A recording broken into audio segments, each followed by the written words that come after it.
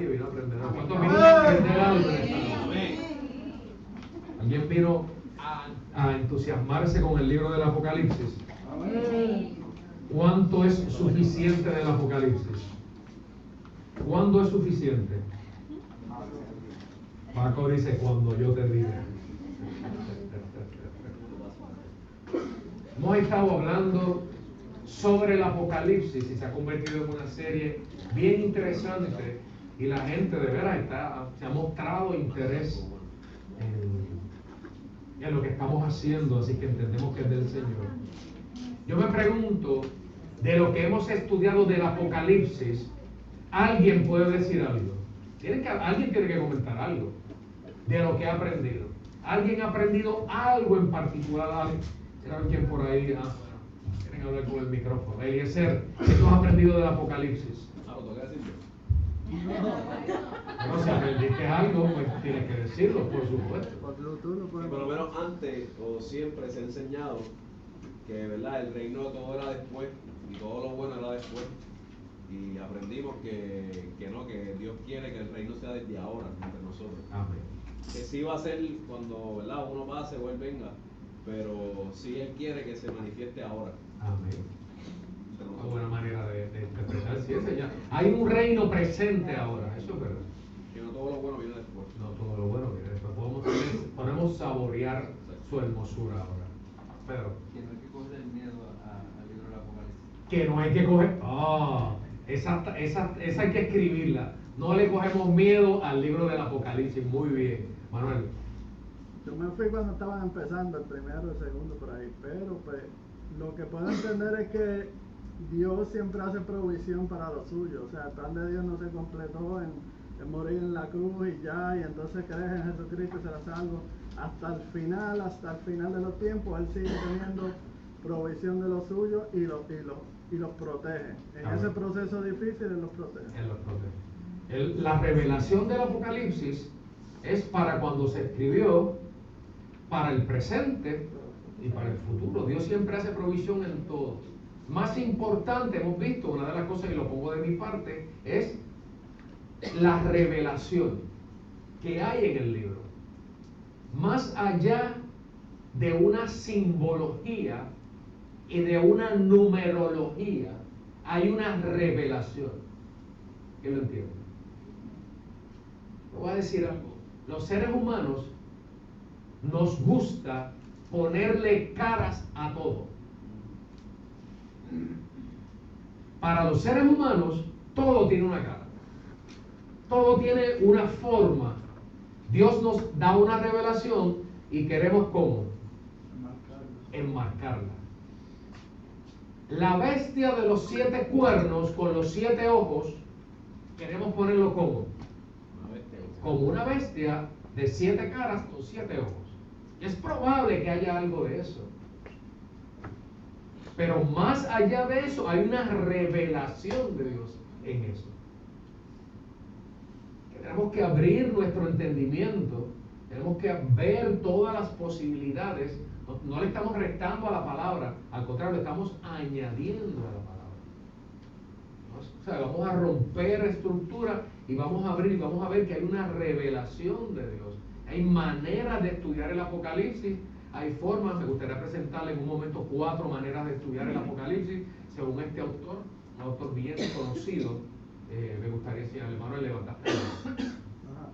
Yo pienso que hay muchas cosas que Dios calla en la palabra y que no las dice, y mucha gente que le gusta especular sobre lo que no dice la palabra. Sin embargo, cuando Dios hace una revelación, hay un propósito por el cual la hace. Por lo tanto, entonces debemos de nosotros mostrar interés en esa revelación que Dios nos hace y sacarle lo, como decimos en puertorriqueño, el jugo, sacarle el mayor provecho, porque por algo Él lo está haciendo. No, ¿sabe? Si nosotros nos extendemos más allá del tiempo cronológico, del cronos, que eso fue una de las primeras cosas que establecimos, y dejamos de ver las cosas en un cronos natural, en el cronos nuestro, pues entonces hay una revelación de Dios. Eso es lo que tú estás queriendo decir. Hay algo que Dios tiene más amplio, y no lo veamos meramente como, ¿verdad?, puesto, como quizás nos han enseñado, que nos han asustado con el libro del Apocalipsis. asustarse, es una revelación de Dios. ¿Okay? Algo más. ¿Alguien aprendió algo de la iglesia de Éfeso que vimos la semana pasada? Hay promesa. La promesa. Promesa. Oh, óyeme. Yes, eso me entusiasma. Estamos echando raíces, qué bueno. Algo más de la iglesia de Éfeso o de algo que hemos cubierto hasta el momento. Bueno, yo quiero decir algo, pero necesariamente no lo hemos cubierto, no sé si lo hemos cubierto todo. Bueno, de lo que hemos hablado. De lo que también he leído, ¿verdad? Con relación a lo que hemos estudiado hasta el momento. De las 7 iglesias. Ok. Pues, leyendo las 7 iglesias, me he dado cuenta que... Habla un poquito alto para que te puedan escuchar. Me he dado cuenta a través de leer cómo son las 7 iglesias, en que el Señor está señalando que la iglesia todavía no está lista para hacerla. De esa manera, creo yo, la iglesia no está lista para el momento en que permanentemente el reino de Dios esté regido por Jesús. Yo no sé si estoy diciendo algo como lógica o no. Entonces que la iglesia Sigue. que la tiene unos defectitos. Unos defectitos. La iglesia tiene Interesante unos eso. defectitos, tiene unas virtudes que las refuerza y las reconoce y nos da el ánimo a través de eso, pero nos señala unos defectitos con los que tenemos que manejar mientras estamos en este mundo. Porque de esa manera, esa no es la iglesia perfecta que él anhela para que esté permanentemente con él en el reino cuando él sea el que lo dirija En la eternidad. la totalidad, en la eternidad. Eso es lo que yo he notado. Eso está bien interesante lo que estás diciendo, lo podemos ver desde muchos puntos de vista. Y yo te diría que es cierto, ¿okay? Es verdad. Mientras la iglesia sea humana, nunca va a ser perfecta. Pero tenemos que trabajar para acercarnos a esa perfección dentro de Dios. Pero tú estás estableciendo un punto bien interesante. Es cuando viene entonces Dios a buscar la iglesia. Apocalipsis 21, si llega al 21 o al 22, por ahí más o menos, dice, el espíritu y la novia dicen ven. ¿Quién es la novia? La iglesia. ¿Y el espíritu cuál es? Pues Dios, el espíritu. Cuando el espíritu se ponga de acuerdo con la iglesia, entonces le van a decir al Señor, ven a nosotros. Así que entonces estamos hablando de cuestiones de tiempo, estamos hablando, tú estás abriendo unas posibilidades. O sea, podemos estar toda la noche hablando. ¿Tú vas a decir algo? Yo vi que pensaba que iba a decir algo. Podemos estar hablando, la iglesia mientras esté en la tierra va a tener un renovar de cosas todo el tiempo. Todo el tiempo la iglesia va a tener algo que renovar en términos conceptuales, de principios, de mejorar, para acercarnos más a ese contexto ideal de Dios para venir a buscar la iglesia. Sí, pero que señala a través de cada iglesia, señala Cosas específicas. Cosas específicas. Sí, también te que si recuerdo. nosotros nos ponemos a mirarnos a nosotros mismos, Claro. pues claro que sí. Esas son las áreas débiles de los seres humanos. Claro. Áreas débiles que tenemos que manejarlas. Sí, bueno, Y para decir. esas áreas reforzarlas. Si yo creo que están ahí, es porque esas áreas hay que atenderlas Yo en la estoy totalmente de iglesia. acuerdo contigo. Atenderlas Pero entonces, ahora tenemos que hablar entonces de ese concepto en términos de tiempo y espacio.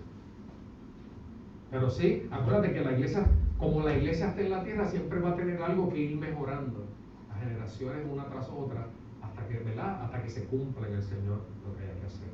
No estoy en desacuerdo contigo, estoy de acuerdo contigo.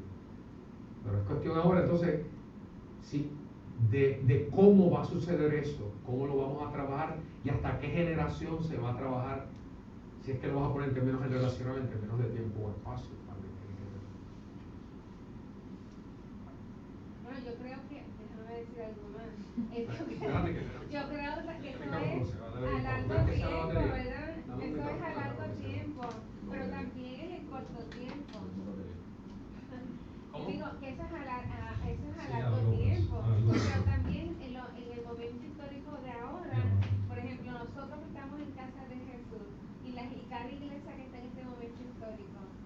debe fijarse en qué es lo que el Señor señala. Claro, estoy Que totalmente de para acuerdo entonces contigo. reevaluar nuestra vida Amén. y poder entonces tocar esas áreas que Ajá. están, que son generales de todos los seres humanos, manejarlas históricamente Para acercarnos más al Señor. en un contexto específico. Ok. Y ese es nuestro grano de arena a este momento. Muy bien, ¿verdad? ok. O sea, yo lo que- Ok, muy bien. Estoy de acuerdo contigo. Ok, este está mejor. Mili, levantaste la mano. Todavía no hemos empezado con lo de hoy. Lo que yo iba a comentar era que se relaciona con lo que dice Loida. porque yo lo veo y se ve en la palabra en muchos sitios, la compasión de Dios hacia nosotros, Todo el que tiempo. todo el tiempo nos está diciendo, nos está corrigiendo y Ah. nos sigue corrigiendo, Amén. porque Él quiere que nosotros lleguemos, ¿no? Él quiere que nadie se pierda. Sí. El Señor quiere salvar al pueblo. El Señor quiere salvar la humanidad. El Señor no quiere que nadie se pierda. Realmente, Dios no quiere que nadie se pierda. Dios, desde el principio de la creación, Dios ha hecho todo, como tú dices, para que el hombre sea salvo y la mujer, el hombre, o sea, la raza humana, el ser humano. ¿Sí? En cuestión del tiempo, yo lo veo esto como un ahora, porque no sabemos cuándo va a ser, y si es mañana, y si es esta noche, tenemos que prepararnos ahora. Tenemos que estar preparados ahora. Eso es correcto. ¿Alguien más tiene algo que decir? ¿No? La segunda iglesia que vamos a estudiar, ¿cuál es? Esmirna. Capítulo 2, del verso 8 a ¿cuál? Al 11. ¿Quién lo lee en voz alta? Para entonces, Eliezer, tú me quedó mi Biblia allá en la oficina, aunque tengo las notas aquí, pero necesito la Biblia. Apocalipsis 2 del 8 al 11, ¿quién lo puede leer en voz alta? Apocalipsis 2 del 8 al 11. Estamos hablándole ahora a la iglesia, digo, el ángel, ¿verdad? Y la palabra va dirigida a la iglesia de Esmirna. ¿Quién lo lee? No todos a la vez. ¿Quién levantó la mano primero? Quien la haya levantado primero. Ah, mire, doña Águila, ya. Dale, con voz alta. Ok. Alejandro es el que está ahí diciendo, tú primero, tú segundo. Si es otra versión, doña Águila, ¿qué versión tú tienes? Reina Valera es esa. La mía, Reina Valera, ok, pues entonces la mía. Y escribe al ángel de la iglesia en Esmirna, el primero y el postrero, el que estuvo muerto y vivió, dice esto: yo conozco tus obras y tu tribulación y tu pobreza, pero tú eres rico, y la blasfemia de los que se dicen ser judíos y no lo son, sino sinagoga de Satanás. No temas en nada lo que vas a padecer. He aquí, el diablo echará a algunos de vosotros en la cárcel, para que seáis probados, y tendréis tribulación por 10 días. Sé fiel hasta la muerte, y yo te daré la corona de la vida. El que tiene oído, oiga lo que el Espíritu dice a las iglesias. El que venciere no sufrirá daño de la segunda muerte. Amén. Muy bien, gracias, Ibeliz. ¿Alguien tiene otra versión que no sea la Reina Valera para poderla comparar? Pero tú levantaste la mano. Sí, la Nueva versión internacional, lo en voz alta para ver, Se escribe al ángel de la iglesia de Esmirna. Esto dice el primero y el último, el que murió y volvió a vivir. Conozco tus sufrimientos y tu pobreza, sin embargo, eres rico. Sé cómo te calumnian los que dicen ser judíos, pero que, en realidad, no son más que una sinagoga de Satanás. No tengas miedo de lo que estás por sufrir. Te advierto que a algunos de ustedes el diablo los meterá en la cárcel para ponerlos a prueba, y sufrirán persecución durante 10 días. Sé fiel hasta la muerte, y yo te daré la corona de la vida. El que tenga oídos, que oiga lo que el Espíritu dice a las iglesias. El que salga vencedor no sufrirá daño alguno de la segunda muerte. Wow, interesante, ¿verdad? Unos datos para entonces entrar a la discusión con ustedes de las 3 maneras que nosotros habíamos hablado que vamos a estar discutiendo. Miren ahí el mapa. Esmirna está localizada al norte de Éfeso, da para el mar Egeo, no el mar Ageo, el mar Egeo, y tiene un lugar estratégico, económico, ¿verdad? En ese punto hacia el mar.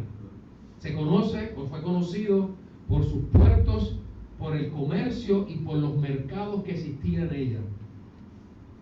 Hoy día, las principales ruinas de Esmirna están en la ciudad, eso es Turquía ahora mismo, la ciudad de Izmir. Están localizadas los restos, lo que se ha encontrado de la ciudad de Esmirna, ¿verdad?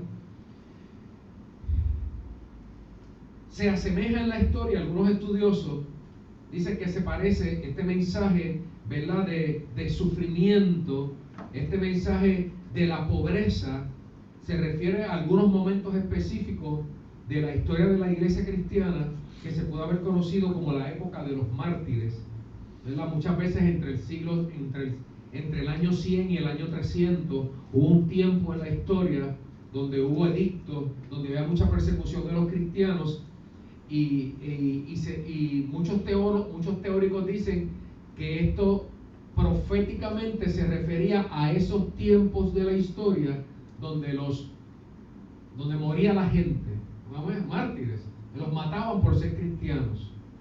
Hubo emperadores como Domiciano, Diocleciano, hasta que apareció Constantino, que convirtió el cristianismo más allá del año 300, que fue el que proclamó el cristianismo como la religión principal del Imperio Romano.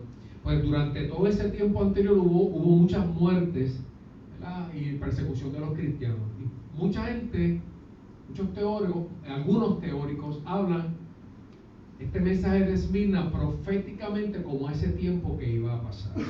Ahora, ustedes que han estudiado y sacaron tiempo para esto, ¿cómo nosotros podemos aplicarlo a nuestra vida? De esa manera lo habíamos visto.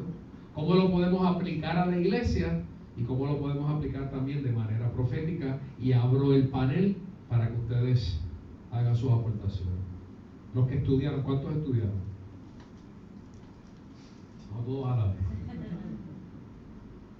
¿Qué dice ahí que podemos aplicar a nosotros, a nuestra vida, de lo que está escrito? Recuerda, de lo que está aquí. Estamos estudiando la iglesia de Esmirna, no estamos estudiando otra cosa, estamos estudiando Esmirna. ¿Qué podemos aplicar a nuestra vida? ¿Qué podemos aplicar o verlo como nuestra iglesia? ¿Y qué podemos aplicar de alguna manera profética a alguna situación? Él levantó la mano primero y después.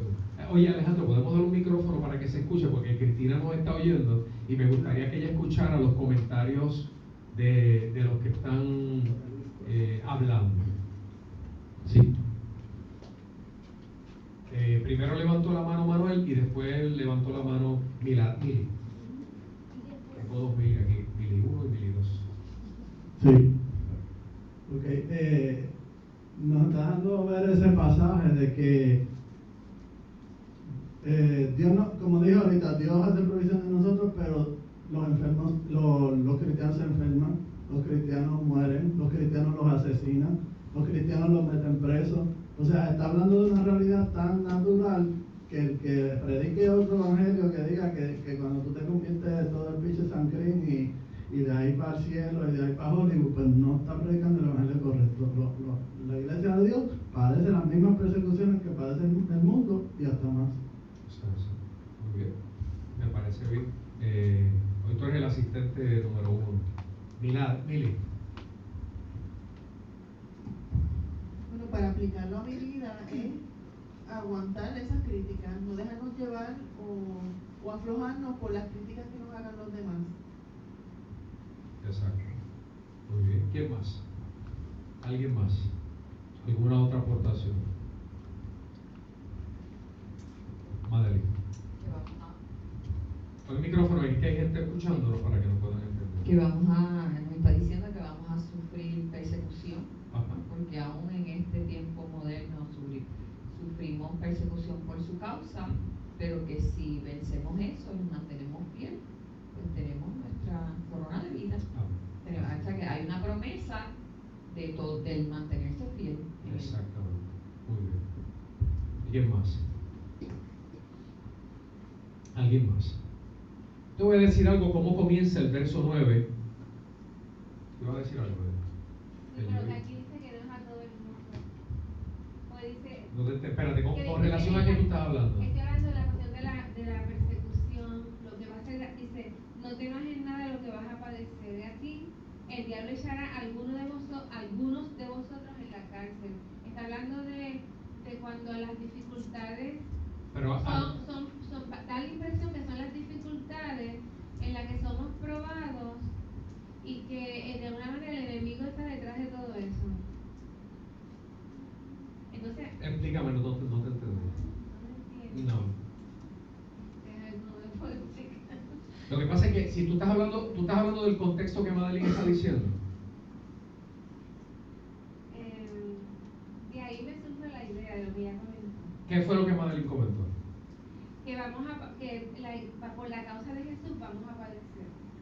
Y tenemos que. Pero eso es cierto. Y sí. Eso es cierto. Eso es cierto. Ajá. Y Madeline dijo había que mantenerse en pie. Exacto. Ahora explícame yo por qué. estoy diciendo que dice, el diablo echará a algunos de vosotros en la cárcel, no es a todos los cristianos, no es a todos. Pero no sabemos quién. Pero después continúa diciendo para que todos ustedes sean forzados. Exactamente. Léelo, sí. Muy bien.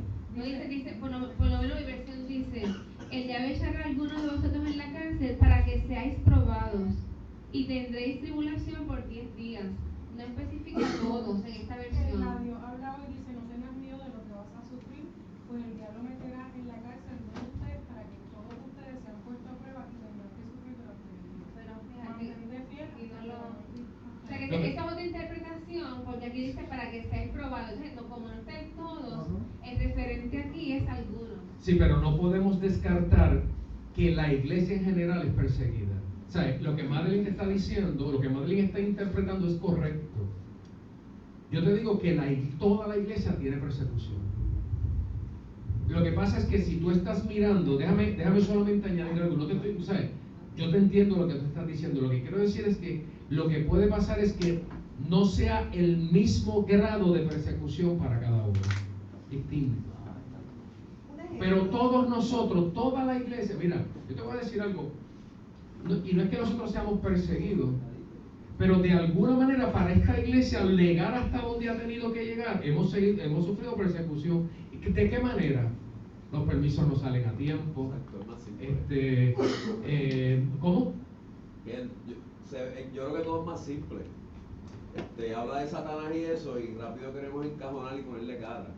Al principio, es que me voy de la línea. No, pero mantente en la línea y entonces hacemos la votación. Al principio dice, yo conozco tus sufrimientos y tu pobreza, pero no está hablando de qué pobreza, si es de corazón, si es de sabiduría, si es monetario. Muy bien.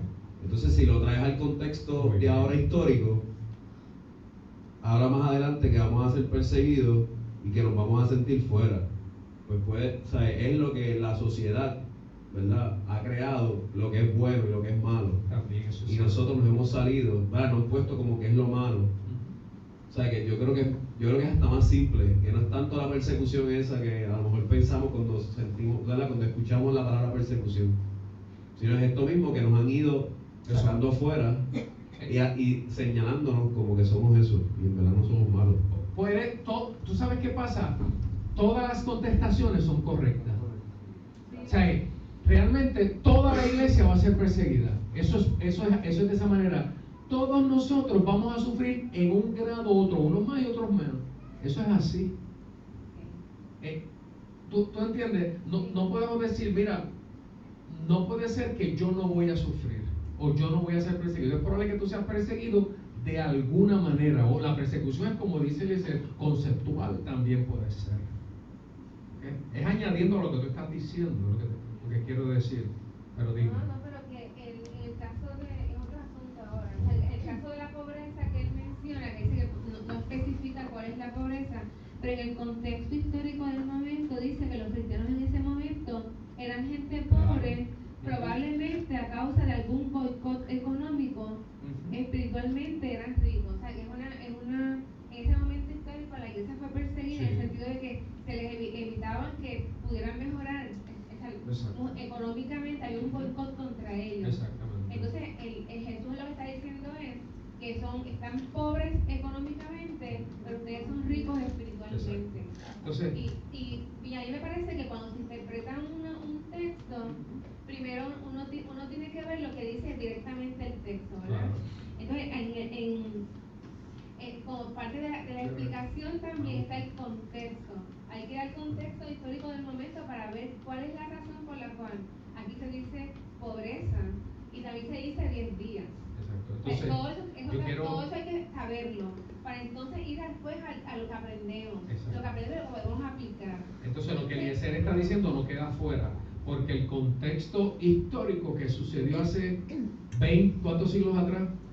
21 siglos atrás o 20 siglos atrás, cuanto sea, tuvo un contexto histórico, pero ahora ese contexto, ¿cómo yo lo aplico para que la palabra no pierda validez? Cuando yo te he enseñado en la iglesia que la palabra es buena para cuando se escribió, para este tiempo y para el futuro. Así que en aquel tiempo pudo haber un contexto histórico de pobreza. Ahora el contexto histórico de pobreza puede ser distinto y lo tenemos que aplicar a nosotros. ¿Qué yo le saco provecho a ese contexto en mi tiempo? Okay. ¿Alguien lo entiende? Pero si tú dices, eres pobre, pero eres rico, no puede ser que en un momento dado la pobreza es espiritual y riqueza es que tú eres pobre en términos espirituales. El Señor siempre me va a dirigir a la parte espiritual, no a la parte Vamos a terminar para poderlo mover a lo siguiente. Déjame cerrar el tema y te voy a decir lo siguiente. Yo lo único que te pido es que no pongamos, como hemos dicho desde el principio, las referencias conocidas. Que abramos la oportunidad a ver la palabra en el contexto completo.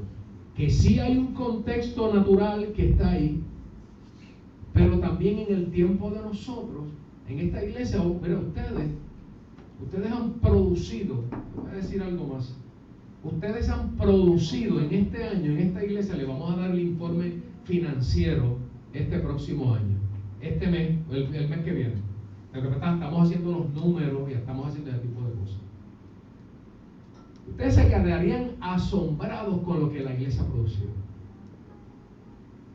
económicamente hablando. O sea, yo lo que te digo es que hay que expandir la aplicación del tiempo a nosotros y al futuro. Puede haber una riqueza espiritual y puede haber una pobreza natural, como puede haber una pobreza natural y una riqueza espiritual. Que seamos ricos económicamente y seamos pobres porque no podemos entender lo que Dios quiere hacer con nosotros. Que cogemos la palabra que está allá y meramente la dejamos en un solo espacio. Yo estoy tratando de enseñarle a la iglesia que tenemos que abrir las posibilidades de aprender. Eso lo hemos dicho desde el primer día, ¿verdad? Cuando se hablaba, algo de no le quites al buey que trilla, esa es la palabra. No le pongas bozal no le pongas bozal al buey que trilla. Eso es un contexto histórico agrícola. Pero ahora, ¿cómo nosotros aplicamos eso a nuestra sociedad? Que no es agrícola. Si yo no puedo aplicar esa palabra agrícola a otro contexto, pues la palabra pierde su efectividad. ¿Alguien lo puede entender? Si no, pierde totalmente la efectividad y deja de ser. Yo creo que en lo general la iglesia va a sufrir unos más y unos menos. Eso es lo que yo creo. Y entonces, y te entiendo exactamente lo que tú estás diciendo y entiendo el contexto histórico, como yo lo estudié. Y yo sé que eran pobres, pero eran ricos en espíritu, ahí lo dice. Pero tú sabes que tenemos que entonces mirar las posibilidades. ¿Qué adicional a eso yo puedo aprender y puedo aplicar a mi vida para ser un mejor cristiano? ¿Okay? Vamos a movernos un poquito más y quiero leer el verso 9, comenzando, que dice: conozco tus sufrimientos. Ahí donde tú estás, el Señor te conoce. El Señor te conoce, sabe quién tú eres. Y sabe lo que has sufrido, y sabe la pobreza, y sabe todo ese contexto contexto que hemos hablado. Pero también te dice más adelante, sé que te calumnian, dice esta versión, los que dicen ser judíos pero que en realidad no lo son, no son más que una sinagoga de Satanás, estaban metidos en la iglesia, aquella gente que no iba acorde al plan, que no iba acorde a lo que se enseñaba. Pero no tengas miedo de lo que estás por sufrir. Te advierto que algunos de ustedes el diablo los meterá en la cárcel por algunos momentos, ponerlos a prueba por 10 días. ¿Cuántos representan 10 días? La palabra no lo establece. Eso es un tiempo, un periodo. 10 días es un año, como es un día como 1000 años, y 1000 años como un día. Vas a sufrir quizás poco, algunas veces vas a sufrir mucho. Lo que pasa es que hay en ti, ¿verdad?, una tranquilidad y una transformación de lo que Dios quiere hacer en tu vida. Sé fiel hasta la muerte y yo te daré la corona de la vida. Significa que en ese sufrimiento, en esa pobreza natural o espiritual, la que sea, si te mantienes firme, ¿qué va a pasar? El Señor te va a dar la promesa, te va a dar la corona de vida. Y lo último que dice es: el que tenga oído, que oiga. Así que vamos a abrir los oídos, vamos a escuchar, vamos a aprender algo más. No vamos a encajonar la palabra específicamente, la vemos y expandimos al tiempo que se escribió, a nuestro presente y a nuestro futuro, porque la palabra es viva y eficaz. La palabra no pierde su validez en ningún momento. ¿Y a qué se refiere con la segunda muerte? La vida eterna. Al que salga vencedor no sufrirá daño alguno de la segunda muerte.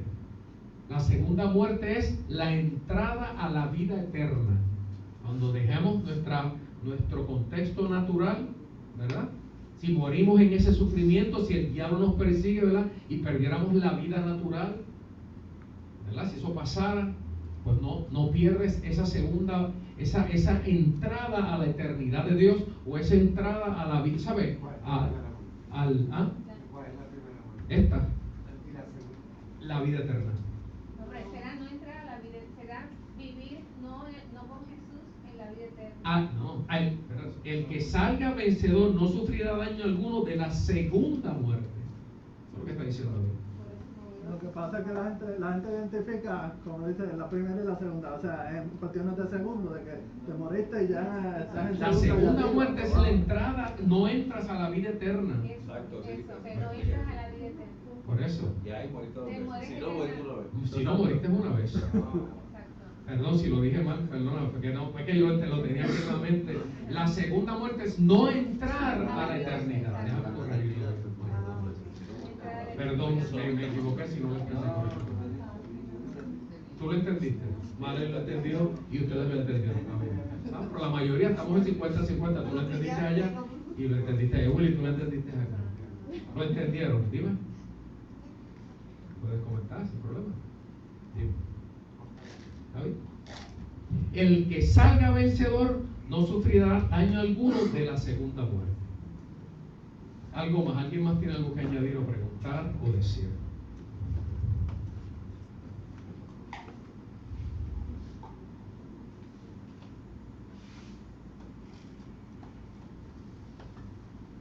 Vamos a parar aquí y voy para poder no entrar a la otra iglesia porque no nos va a dar tiempo. Yo quiero enseñarte, yo estoy... Ajá. No hay, aquí no, o sea, no menciona nada que tengan que arreglar, No enseña nada de eso, que arreglar. Adiós, para que Cristina la oiga. no hay No es hay- como el anterior, el que dice, Hace esto bien y hace esto mal. ajá, y tienes que arreglar esto. Aplausos a esa muchacha. Esta muchacha está... Una tiene varios aplausos. Tienes razón. Cada iglesia es particular. Tienes toda la razón y tienes muy buena percepción. En aquel caso, uno o lo otro es lo que tú quieres decir. Tienes esto, pero tienes que arreglar esto. Este es distinto. Eso estás en lo cierto. Así mismo es que se llama, Milady. Así mismo es que se llama la iglesia sufrida. Así mismo es. Eso está en los estudios escritos de esa manera. Dime, Milady. No, que solamente, dice, yo conozco tu obra y tu tribulación y tu pobreza, pero tú les digo, son cosas buenas, Exactamente. Exactamente. No hay un pero, no hay. En ese caso, esa iglesia en particular, el ángel de esa iglesia, se había encargado de hacer tales cosas. Eso es lo que dice la palabra, exactamente. Están teniendo muy buena apreciación del estudio. ¿Tú levantaste la mano? Eliezer y después Manuel. Yo creo que sí le está llamando la atención. Lo que pasa es que hay iglesias, igual que hay personas, que necesitamos que nos digan, están mal en esto, en esto y en esto. Y hay gente que tú les dices como que algo por encima y lo captan. En este caso, le está hablando general, pero les está diciendo, no se afanen en el mundo, afánense en lo que yo les doy, porque, ¿verdad? Estamos hablando de la pobreza y todas estas cosas que van a ser llenados. Así que yo creo que sí, desde la observación está bien, pero quiero hacer la salvedad de que sí le está diciendo. Lo que pasa es que no le dice punto por punto. Sí, porque no lo podemos comparar con la iglesia de Éfeso. Exacto. La iglesia de Éfeso tenía otro contexto, era otra historia que había que decírselo de esa manera. También recuerden el contexto histórico de la iglesia de Éfeso, que lo vimos donde estaba. Los dioses, los templos, lo que pasaba, era una situación totalmente distinta. Aquí te dice, yo te conozco cómo has sufrido y cómo has tenido pobreza en lo natural, ¿verdad? Pero eres rico, espiritualmente eres rico. Mira lo que dicen de ti, lo que dice la gente que está en la iglesia, los que están en la sinagoga, pero no están en la sinagoga porque son de Dios, son de Satanás y están metidos contigo allá adentro. Eso es lo que dice la palabra. Y entonces, al final te dice, no tengas miedo. Si es una iglesia, antes de que Manny vaya, no he terminado aquí, no tengas miedo. Te advierto que algunos de ustedes el diablo los meterá en la cárcel a ponerlos a prueba, sufrirán persecución por un periodo de tiempo. Al que salga fiel y sea fiel, tendrá la corona de la vida. Sencillo. Milagro no terminado, Manuel, perdóname. Está bien lo que dice Eliezer, pero yo considero que no es lo mismo aconsejar a que siga haciendo algo bien, a que te diga, tienes esto Claro. y tienes que arreglarlo. También es cierto, es correcto. No, ya. Ya. Un comentario y ya pasamos a Manuel porque se nos acaba el tiempo. Un comentario más, dale. No, que eso es como cuando hay veces que Dios profetiza sobre la gente, hay veces que le profetiza como que esto y esto, y hay veces que le profetiza por medio de la palabra y llega a tu corazón. Y yo creo que esa es la manera en que está hablando. A Éfeso tuvo que decirle esto y esto, y a lo mejor a Esmirna, es difícil ser nombre. Esmirna, pues se lo dijo como que más sutil, pero en verdad lo que le está diciendo es... Ella está, sí. Exacto. Muy bien. Manuel. Dale, que si no, menos 10. Siguiendo el detalle de Milagro, ¿verdad? Milagro. Como yo le dije la otra vez cuando me presenté, yo estoy desde los 6 años en contacto con la palabra, tengo 45, o sea que son 39 que yo vengo escuchando la palabra de Dios y el Apocalipsis, Un detalle que parece irónico o sarcástico es que las iglesias hoy en día no hay ninguna que se llame Pérgamo, no hay ninguna que se llame Tiatira, no hay ninguna que se llame, la primera que estudiaron que fue Éfeso, ninguna. Todos son Esmirna y Filadelfia. ¿Por qué son Esmirna y Filadelfia? Precisamente porque dice Milagro, porque esas fueron las únicas dos iglesias que no le di pan. ¿Me están entendiendo? Entonces, como nadie reconoce cuando le dan pan y dice, ay, me dieron pan, tengo que arreglarme, pues todo el mundo cuando le va a poner el nombre a la iglesia dice, Iglesia de Dios Esmirna, las conozco. Iglesia de Dios Filadelfia. Amén. Así que nosotros para evitar esos problemas pusimos Casa de Jesús. Exactamente. Estamos más seguros. Más seguros. A la ¿cómo es eso? Eso mismo. Okay. Directo al grano. Loida trae un punto y me menciona un punto en el verso 9 de otras versiones. Yo conozco tus obras y tu tribulación y tu pobreza, pero tú eres rico, y la blasfemia de los que dicen ser judíos. Habla en una de las versiones antiguas, habla sobre blasfemia. No nos paramos necesariamente ahí, no me paré ahí, porque aquí en las versiones más adelantadas dice, sé cómo te calumnian. Vean el contexto de blasfemia, que se refiere solamente a algo específico. La blasfemia está relacionada, ¿verdad?, con un contexto religioso, y aquí lo ponen como calumnia. Abren un poquito más el contexto, por eso fue que no lo traje. Porque entonces lo vemos un poquito, no es que no sea de blasfemia, sino que cuando habla de calumnia, pues habla un poquito más general. Por eso fue que no lo discutí, más amplio. ¿Okay? ¿Okay? Hay 4 maneras. Uno de los libros de referencia que yo estoy utilizando es el libro de Apocalipsis, Interpretación Eficaz Hoy. Este es uno de los libros que estoy utilizando. Es el doctor Samuel Pagán, lo puedes conseguir en cualquier librería cristiana, un hombre conocidísimo de la palabra, maestro de la palabra. Doctor Samuel Pagán, puertorriqueño, es de Guaynabo, profesor de Biblia y literatura hebrea en el colegio universitario Dar al-Kalima en Belén.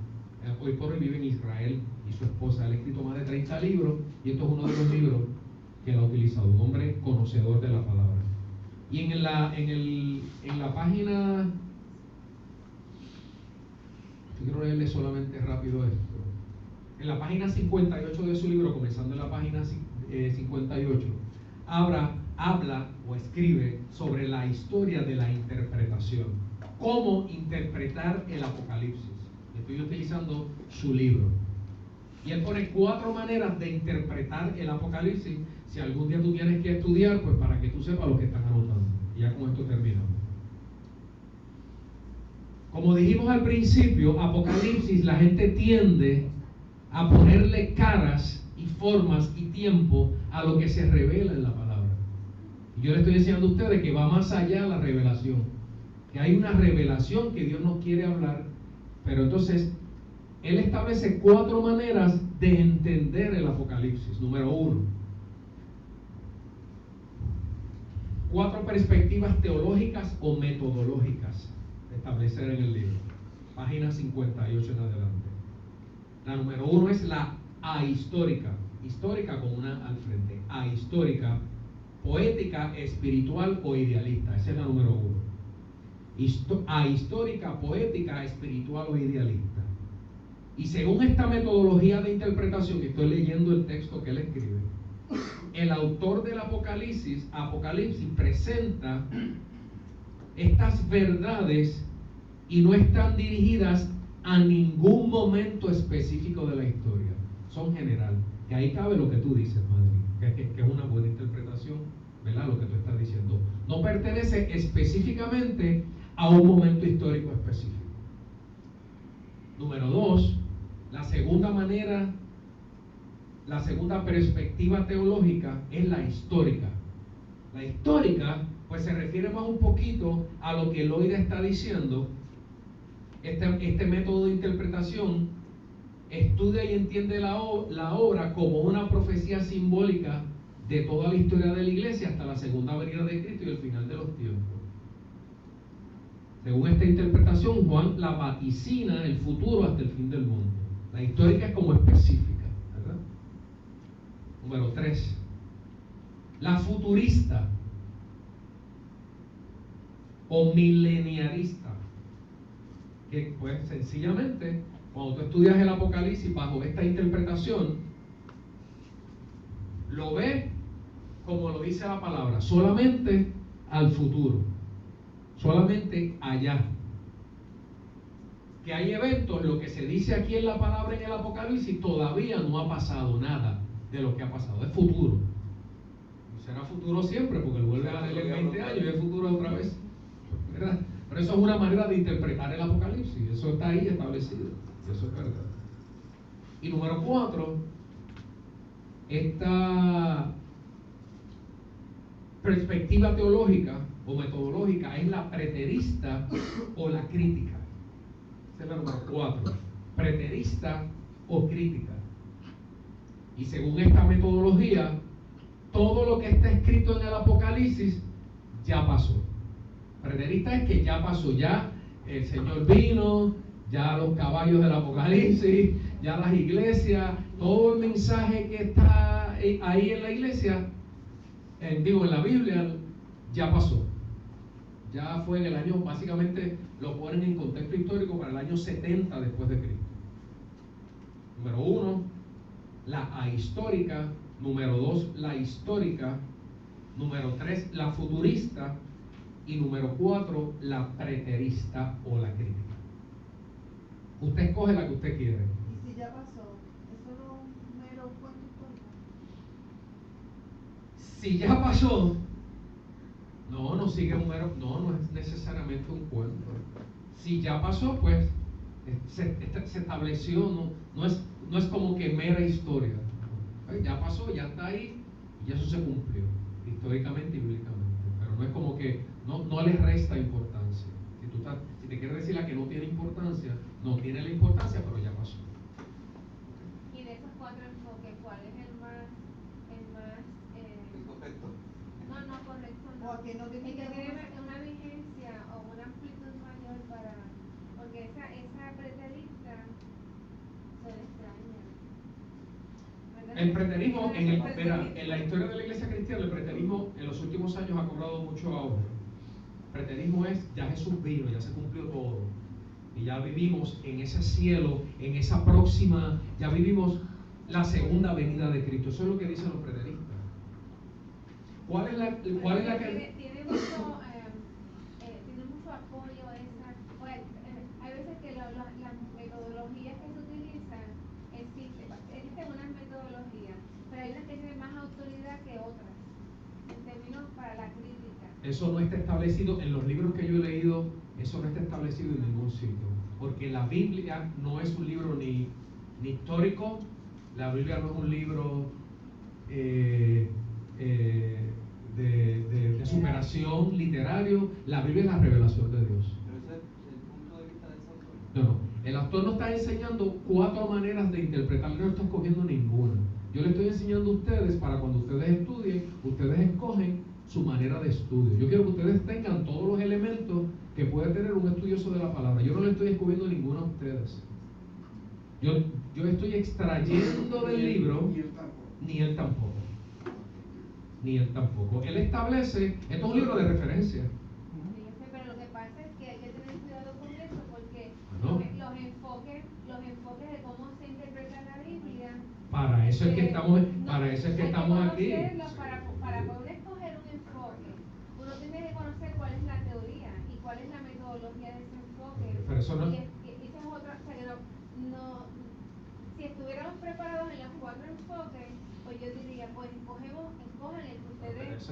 Esta iglesia, lo que pasa es que esta iglesia, mientras yo sea el pastor, yo no te voy a decir la que tienes que escoger.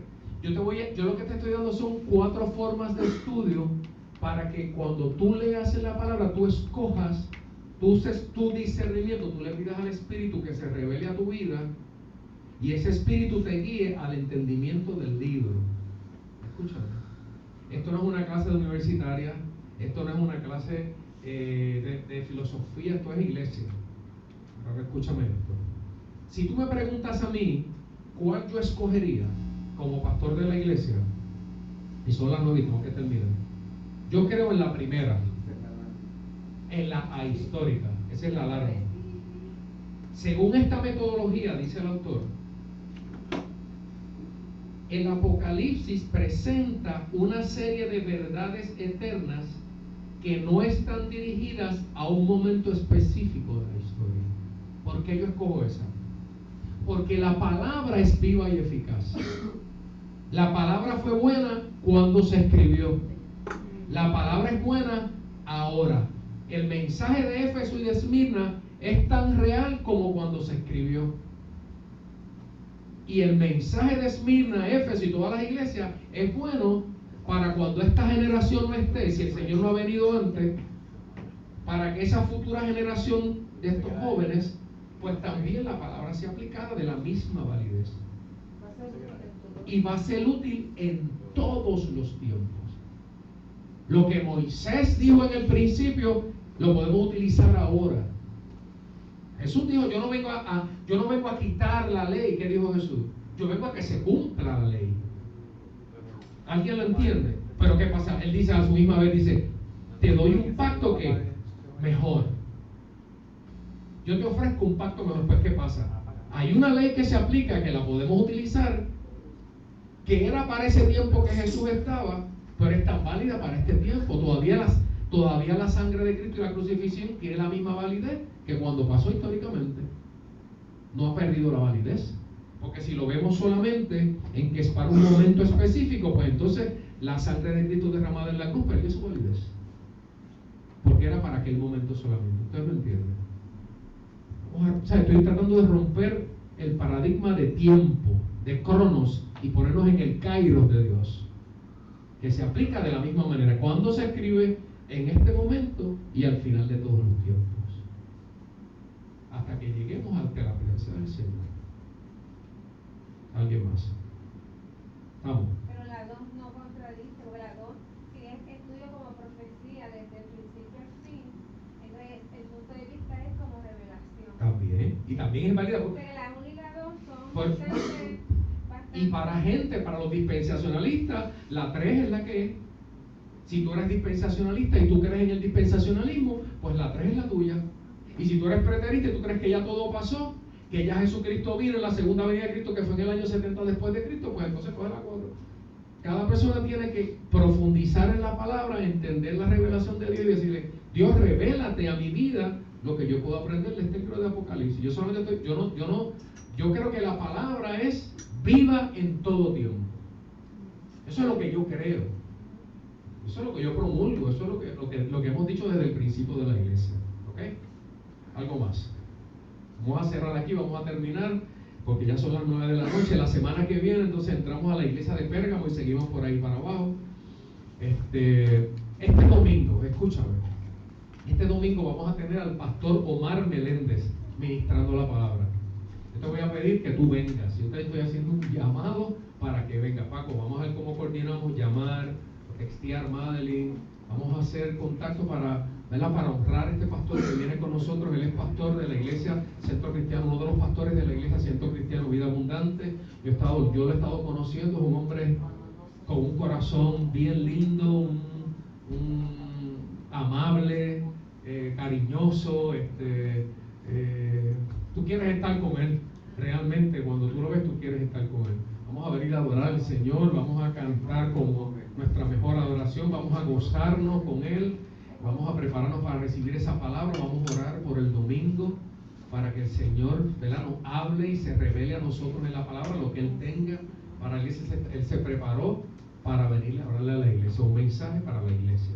Así que yo te voy a hacer una invitación para que vengamos y estemos aquí este domingo, tenemos la casa, ¿verdad?, y honremos a este hombre de Dios y también honremos la presencia del Señor.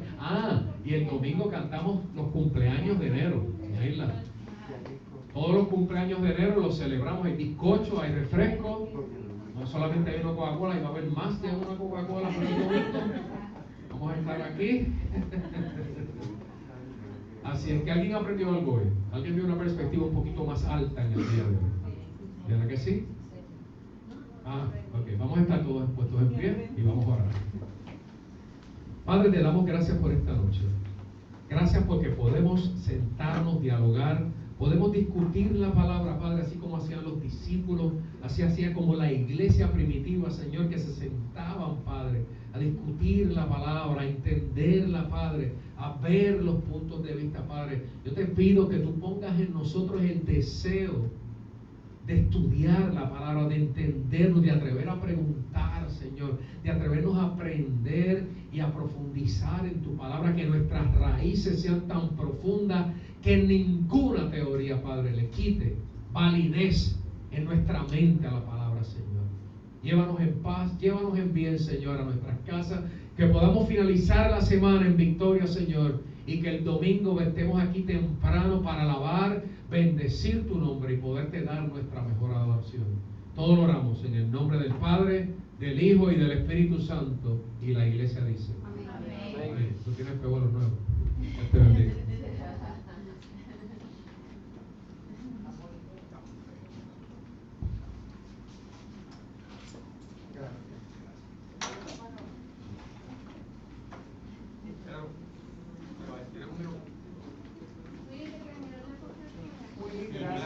Gracias.